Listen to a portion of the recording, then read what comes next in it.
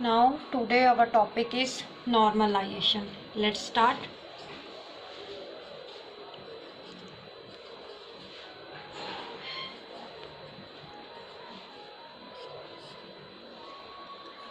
Normalization is very important topic of DBMS. Now we have two approach of designing the database. One is top down approach and second is bottom up approach. Top down approach is the ER model to design the database, and second is bottom up approach to use the normalization. Bottom up approach used in normalization and top down approach is used in ER model to design the database, to define the requirement of the database. Now we use a bottom up approach, not normalization. Now what is normalization? Why we use the normalization? Normalization basically it is used to remove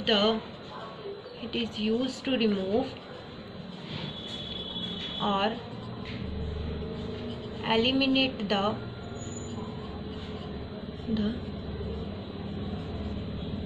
redundancy. You know actual what's the mean of redundancy? Redundancy means duplicacy.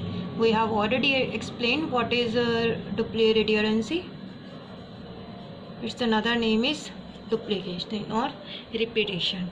Why हमने normalization को use ही क्यों बनाया? Normalization को जो database के अंदर duplicacy होती है, redundancy होती है, उस चीज़ को दूर करने के लिए हमने क्या बनाई? Normalization.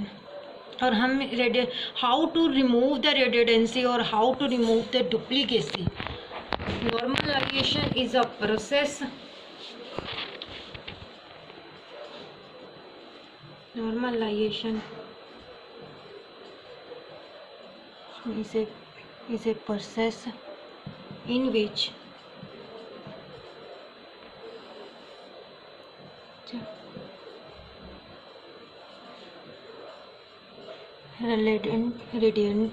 redundant schemas are decomposed. Decomposed means decomposed by breaking their attributes,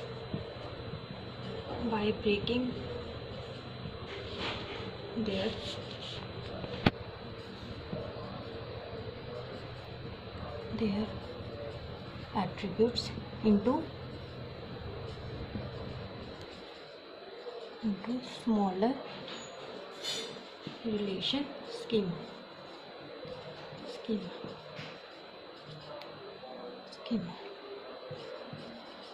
that possess desirable property.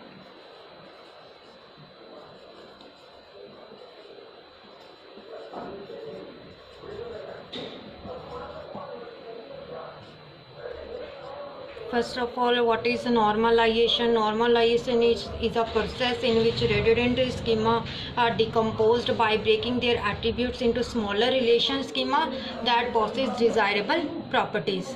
That means जो normalization होती है वो क्या होता है? वो एक ऐसा प्रोसेस है जिसके अंदर हमारी जो redundancy हो रही होती है जिस टेबल में, उसको हम क्या करते हैं? उसको हम स्मॉलर रिलेशंस में, स्मॉलर टेबल्स में डिवाइड कर देते हैं ताकि हम अपनी redundancy को दूर कर सकें. उस चीज़ को हम क्या बोलते हैं? नॉर्मलाइजेशन. और हम इसे कैसे रिमूव करते हैं वो हम एक्सप्लेन करें, प्रॉपरली डिस्कस करेंगे with the help of example. Why we use normalization? To reduce the redundancy, that so that we use normalization. Clear? And what types of normalization? Types of normalization.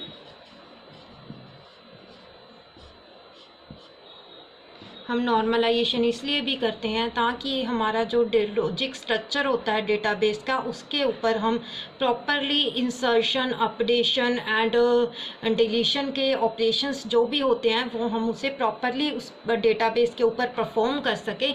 इसलिए भी हमने normalisation को use किया है to properly implement the various types of operations like insertion, updation and deletion. Now types of normalization. First is first normal form. second normal form,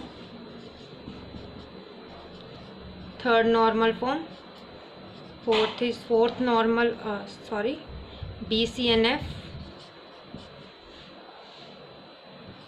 fourth normal form, and fifth normal form. Initially, Dr. E.F. Ford initialized only 3 types of normal form: first normal form, second normal form, and third normal form. After that, further introduced 3 types of new normal forms: BCNF, and fourth normal form, and fifth normal form. Mostly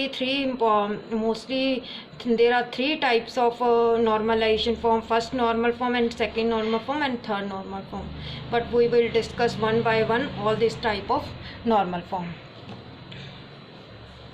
Now, normalization is also used to perform various types of operation. Various types of operation on database. Operation on database without any problem. हमने normalisation को बहुत सारे operations को database के ऊपर implement करने के लिए विदाउट एनी प्रॉब्लम इसलिए भी इसे यूज़ किया है. किस टाइप के ऑपरेशंस हम डेटाबेस पे इम्प्लीमेंट कर सकते हैं? Insertion, updation, deletion, etcetera. मैं एक बार फिर से रिपीट कर रही हूँ. What is normalization? Normalization is a process in which redundant scheme are decomposed by breaking their attributes into smaller relation scheme that possess desirable properties. हमें इसमें जो रेड्यूडेंसी आएगी, जिस टेबल में हमारी रेड्यूडेंसी होती है, तो उस टेबल को हम स्मॉलर छोटे पार्ट्स में डिवाइड कर देते हैं ताकि हम उस रेड्यूडेंसी को दूर कर सकें. इसलिए हमने नॉर्मलाइजेशन को यूज़ किया है. जो नॉर्मलाइजेशन होती है, हमने इस पर बहुत सारे जो नॉर्मलाइजेशन होती है, इसके थ्रू हम एक डेटाबेस का लॉजिक स्ट्रक्चर तैयार करते हैं, जिसके थ्रू हम उसके ऊपर बहुत सारे ऑपरेशन डेटाबेस के ऊपर विदाउट एनी प्रॉब्लम परफॉर्म कर सके. किस तरह के operation? Like insertion, updation and deletion, etcetera. Now we discuss the first normal form.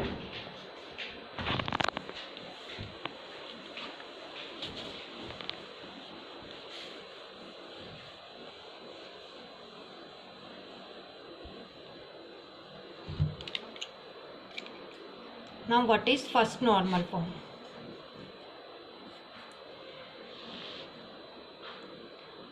Relation R means एक तरह का एक टेबल है जो should be in first normal form if and only if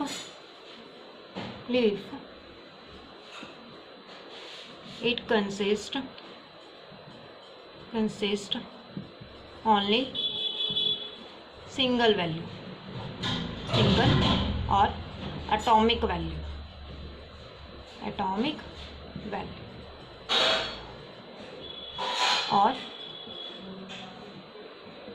or it remove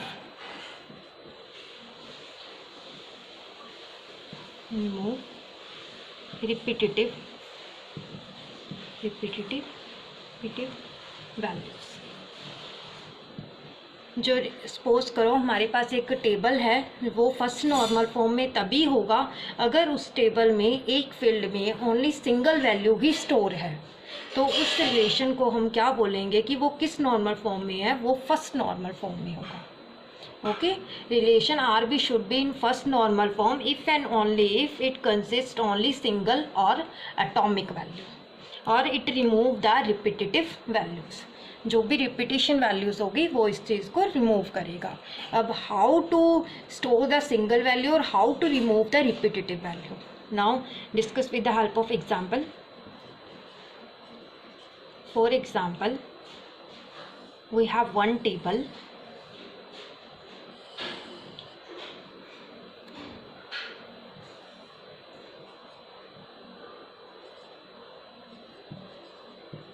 S name, name,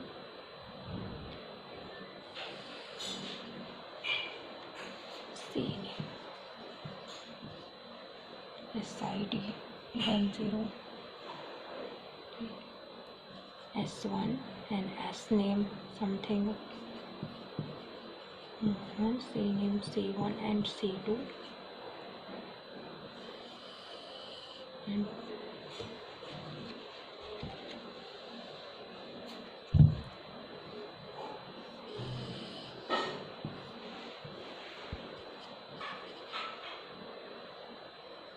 suppose हम name A और B से mention कर देते हैं, A and B and S2 and C3, C2 and C3 and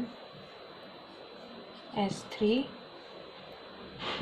and A and next is C3. Okay, ये हमारे पास एक table है, SID, S1, S2 and student ID है। 3 रिकॉर्ड्स हमारे अंदर इसके टेबल में हमारे पास 3 रिकॉर्ड है। ये रिकॉर्ड 1 है, ये रिकॉर्ड 2 है एंड ये रिकॉर्ड 3 है। This is record 1, this is record 2, this is record 3। क्या ये टेबल जो हमारे पास है, क्या ये फर्स्ट नॉर्मल फॉर्म में है? No, this is not in first normal form. Why? Because हमारी डेफिनेशन क्या कहती है कि फर्स्ट नॉर्मल फॉर्म में ये तभी होगा if it consist only single और atomic value, but in customer name we have 2 values C1 and C2, so that this is a unnormalized, this is a unnormalization, unnormalized form. ये किस form में? अननॉर्मलाइज्ड form में। अगर अब हमने इसको first normal form में कन्वर्ट करना है, now convert into first normal form. Now convert into first normal form. कैसे? Like this. तो इससे क्या है? In above table show that it increase the duplicacy. S1A C1 and S1A C2. C2 जो element है वो S1 में भी है एंड C2 एलिमेंट्स जो है वो हमारे पास S2 में भी है। तो इससे क्या हो रहा है कि इससे उसको पता नहीं चल पाएगा। देखो आप नोटिस करो, C2 जो कस्टमर नेम है वो S1 में भी है जिसका नेम A है, एंड C2 जो है उसका वो S2 में भी है जिसका नेम A है। तो दोनों का नेम सेम A है जिससे डुप्लीकेसी इंक्रीज हो रही है। Now how to remove that duplicacy? Like this, SID, S name and C name,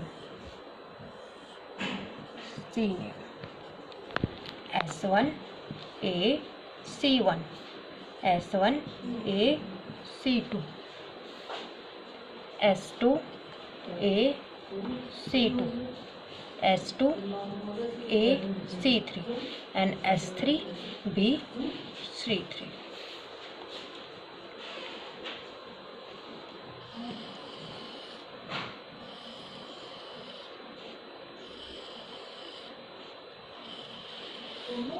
Now this is in first normal form. This is in first normal form. How it is in first normal form? ये first normal form में कैसे है? First of all तो आप देखो, एक definition हमारी कहती है कि इसमें सिंगल वैल्यू ही स्टोर होनी चाहिए, तो each field have single valued. Second, इसने रिपीटेटिव वैल्यूज़ को कैसे रिमूव किया है? तो इसमें रिपीटेटिव वैल्यू जैसे S1 को C1 है तो S1 को C2 है एंड C2 S2 को जो C2 एलिमेंट्स मिल रहा है बट उसका जो SID है वो चेंज हो चुका है। तो इस तरह हम अननॉर्मलाइज्ड फॉर्म को हमने किस में फॉर्म में कन्वर्ट कर दिया? नॉर्मलाइज्ड फॉर्म में। Clear guys? Now next normalization form, second normal form.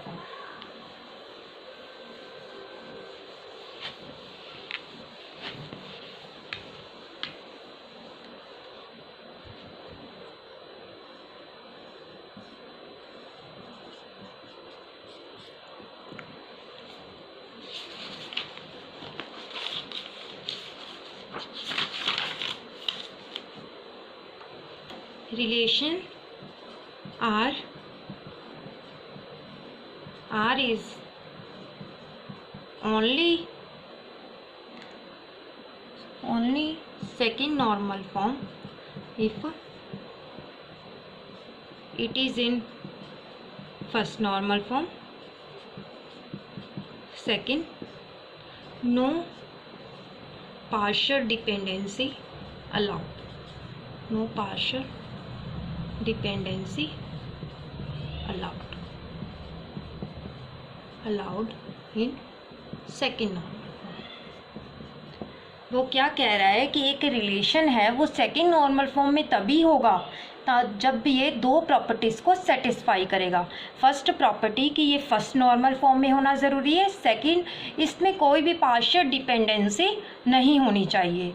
Now first of all what is partial dependency. सबसे पहले हमें ये पता होना चाहिए कि पार्शियल डिपेंडेंसी क्या होती है.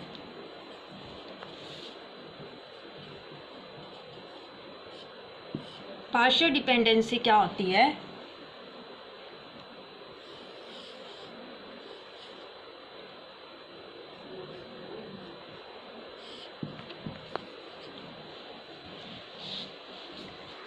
Proper subset of candidate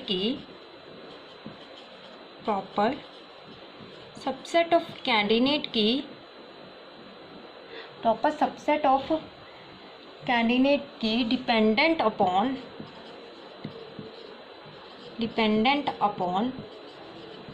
non prime attribute.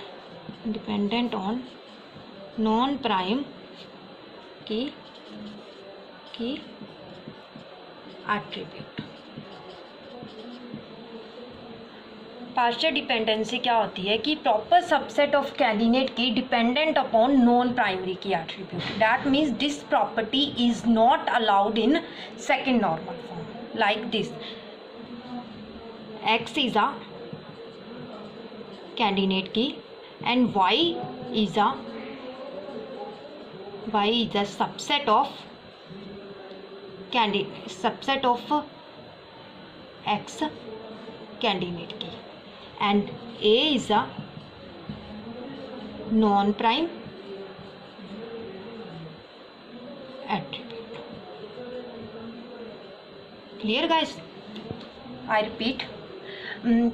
Partial dependency, it is a proper partial dependency क्या होती है? प्रॉपर सबसेट ऑफ कैंडिडेट की, यानी y is a subset of candidate की x dependent upon non prime की एट्रीब्यूट. नॉन प्राइम एट्रीब्यूट की is a.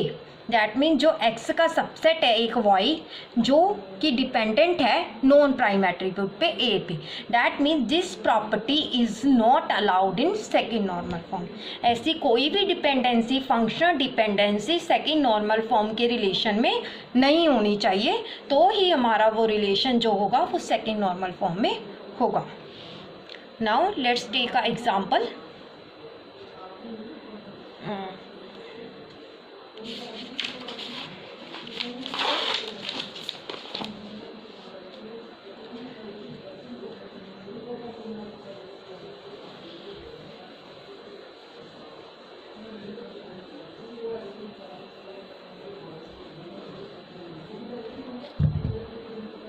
For example,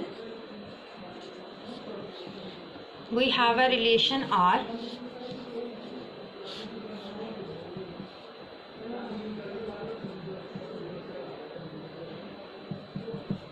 and which function dependencies are A into BC,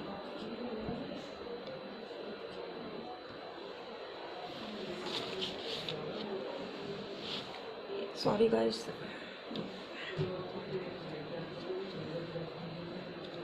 B, C, D, E, F and BC reachable to AB, AD, EF, AD, EF,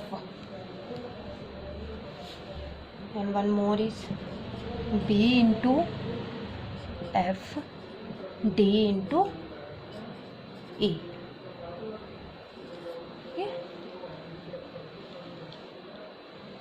Now first of all find out the candidate key.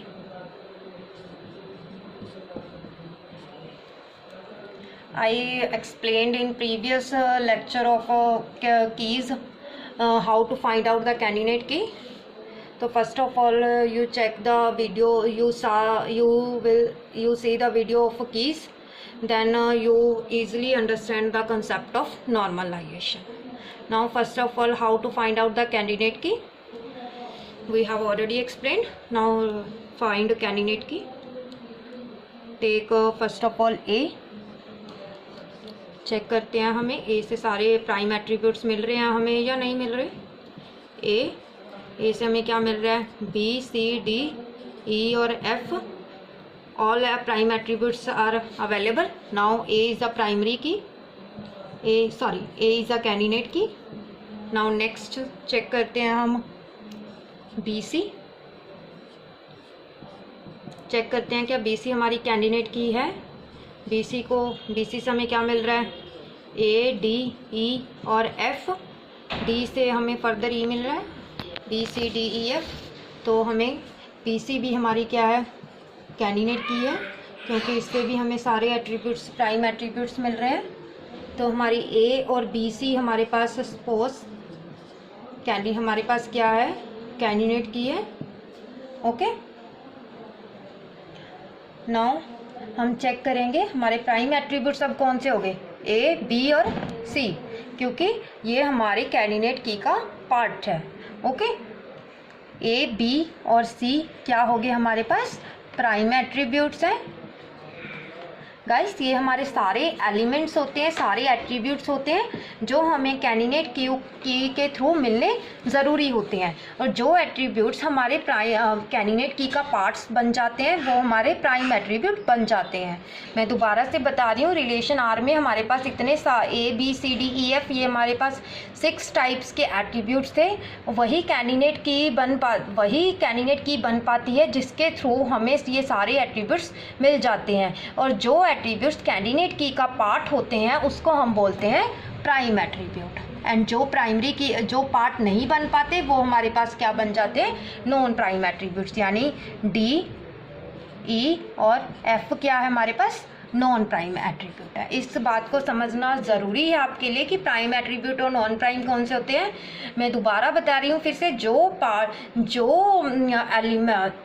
जो attribute candidate की का part बन जाते हैं वो हमारे prime attribute बन जाते हैं. लाइक जैसे कैंडिडेट की में हमारे कौन से एट्रीब्यूट हैं, ए बी और सी, ये हमारे पास प्राइम एट्रीब्यूट है. और डी ई और एफ ये हमारे कैंडिडेट की का पार्ट नहीं है, तो ये हमारे कौन से एट्रीब्यूट्स हो गए, नॉन प्राइम एट्रीब्यूट्स हो गए. अगर आपको कैंडिडेट की फाइंड आउट करना नहीं आता है तो आप मेरी कीज़ वाली वीडियो में जाओ और उसमें चेक करो कि उसमें मैंने प्रॉपर्ली एक्सप्लेन किया है कि कैंडिडेट की और सुपर की को हम कैसे एक्सप्लेन करते हैं, तभी आपको नॉर्मलाइजेशन अच्छे से समझ आ पाएगा. नाउ अब हम डिपेंडेंसी को चेक करते हैं. हमने कहा था कि पार्शियल डिपेंडेंसी कि ये रिलेशन हमारा सेकेंड नॉर्मल फॉर्म में है या नहीं है. तो फर्स्ट नॉर्मल फॉर्म के लिए तो हमें ये पता लग रहा है कि सारे सिंगुलर फॉर्म में है. तो सेकेंड इस पार्शियल डिपेंडेंसी हमारे लिए चेक करना ज़रूरी है, क्या इसमें पार्शियल डिपेंडेंसी है. तो पार्शियल डिपेंडेंसी हमारी क्या कहती थी कि प्रॉपर सबसेट ऑफ कैंडिडेट की, प्रॉपर सबसेट ऑफ कैंडिडेट की. तो कैंडिडेट की का प्रॉपर सबसेट, देखो ये तो ऑलरेडी अपनी फॉर्म में ही सिंगल है, ए तो ऑलरेडी सिंगल है. ठीक है, तो हम सबसेट किसका चेक करेंगे, बी सी का. हम चेक करते हैं इसका बी या सी. बी या सी एट्रीब्यूट जो है वो किसी नॉन प्राइम यानी नॉन प्राइम डी ई और एफ पे डिपेंडेंट है या नहीं है. अगर होगा तो वो सेकेंड नॉर्मल फॉर्म में नहीं होगा, अगर नहीं है तो वो सेकेंड नॉर्मल फॉर्म में होगा. ओके. नाउ अब हम चेक करते हैं कि क्या बी या सी वो non prime attribute D E और एफ पे डिपेंडेंट है. नाउ हम चेक कर सकते हैं जो ये डिपेंडेंसी है, जो हमारी ये डिपेंडेंसी है B इंटू एफ, ये आप चेक कर सकते हो कि जो ये डिपेंडेंसी है ये हमारी पार्शियल डिपेंडेंसी है. क्या है ये, पार्शियल डिपेंडेंसी. ओके गाइस, कैसे ये पार्शियल डिपेंडेंसी है, क्योंकि एक तो ये सबसेट है कैंडिडेट की का, BC है, BC का सबसेट है B. तो और पार्शियल डिपेंडेंसी हमारी क्या कहती है, एक्स, आप इस डायग्राम को याद रखिए। इस डायग्राम से आपको क्लियरली पता चल जाएगा कि पार्शियल डिपेंडेंसी क्या होती है। तो सपोज करो बी सी जो हमारी थी एक एक्स थी, इसका जो सबसेट है वो क्या हो गया, बी क्या हो गया इसका वाई।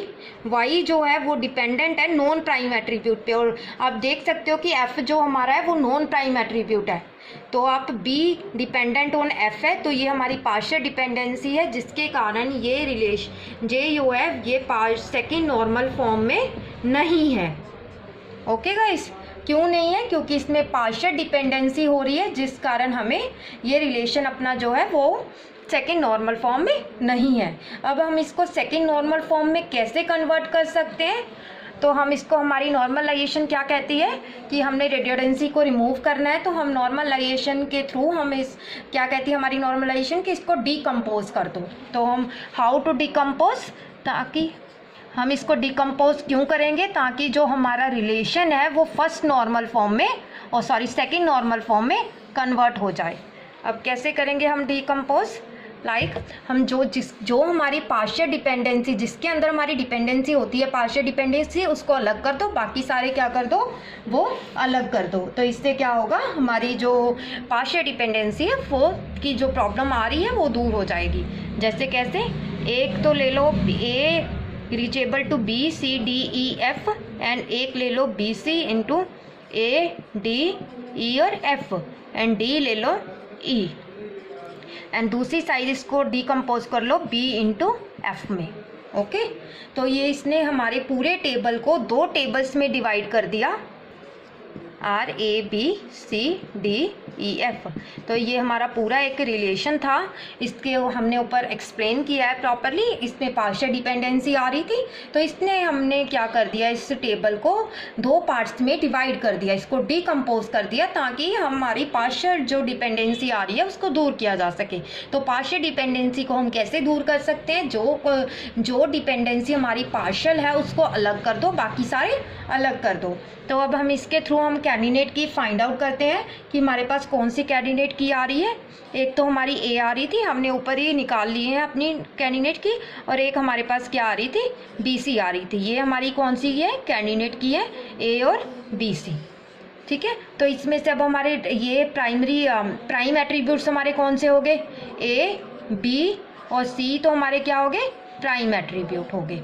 एंड इसमें से बाकी कौन से रह गए, बाकी एट्रीब्यूट्स हमारे कौन से रह गए, डी ई और एफ, जो हमारे कौन से हो गए, वो कौन से बन गए, हमारे non prime attribute. And second में हम फाइंड आउट कर लेते हैं, तो ये हमारा एक ही रिलेशन बन रहा है, इसमें रिलेशन क्या बन गया, बी एफ। ठीक है, तो बी से फाइंड आउट करेंगे अगर हम कैंडिडेट की, तो इससे हमें ऑटोमेटिकली दो पूरे जो हमारे रिलेशन के बी एफ थे डाटा आइटम्स, वो हमें सारे ही मिल गए हैं बी के थ्रू। तो इसमें बी हमारी इसमें क्या बन गई, कैंडिडेट की, बी इज ए कैंडिडेट की।